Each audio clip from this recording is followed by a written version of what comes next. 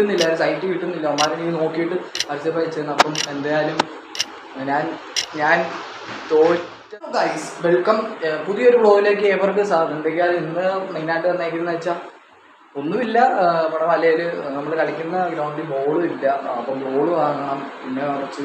പിന്നെ അവിടെ നല്ല ബൂട്ടുണ്ടെങ്കിൽ അതും വാങ്ങണം. എനിക്ക് ബൂട്ടില്ല, ബൂട്ടും കയറി പോയി. പിന്നെ നമ്മൾ വലുതായിട്ട് ഇനി കളിയൊന്നും കാണത്തില്ല. ജൂണി നമ്മൾ പോവാണ്. ജൂണി നമ്മളൊരു സ്ഥലം വരെ പോകും.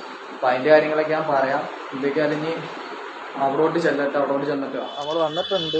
ഇവിടെ നമ്മൾ സ്ഥിരം വാങ്ങുന്ന ഗെയിം ബോയിൽ തന്നെയാണ് നമ്മൾ വന്നേക്കുന്നത്. എന്തൊക്കെയാലും നോക്കാം. നല്ല നല്ല സാധനങ്ങളുണ്ടോ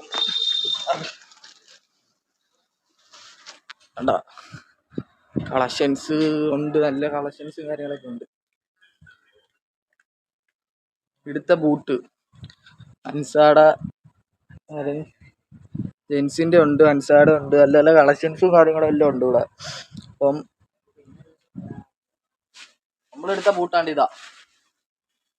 അപ്പൊ നമ്മളെടുത്ത ബൂട്ടാണ്ട എന്തൊക്കെ ബൂട്ടുകളുണ്ട് ഇവിടെ എല്ലാത്തിൻ്റെയും. ഇവിടെ ജെൻസിന്റെ ഉണ്ട്, അലോടെ ഉണ്ട്, അൻസയുടെ ഉണ്ട്, നിവിയുടെ ഉണ്ട്, പിന്നെ ഫിയാസ്റ്റ ഉണ്ട്, പിന്നെ നിവിയുടെ ഉണ്ട്. ഇഷ്ടംപോലെ കമ്പനികളുണ്ട്.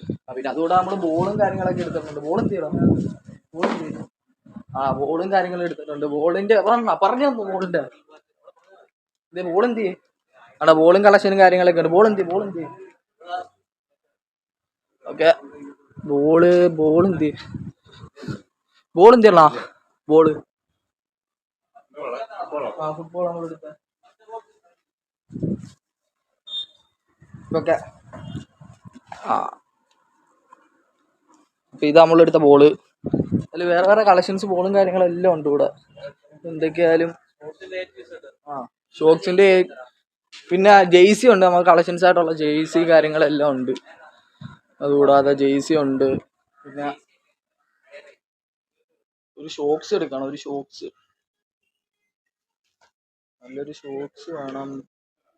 ഷോക്സ് ഇവിടെ വലിയ നോക്കി ഏതാ ഷോക്സ് നല്ല ഉള്ള ഷോക്സ് വന്നോ? ഏതാ അത്?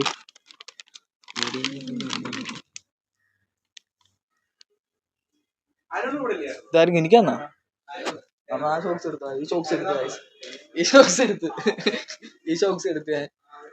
വീഡിയോ വരാൻ വേണ്ടി നാണോ, അതുകൊണ്ട് ഞാൻ വീഡിയോ അവനെ വരുത്താത്ത. അപ്പം ഈ ഷോക്സ് എടുത്തു.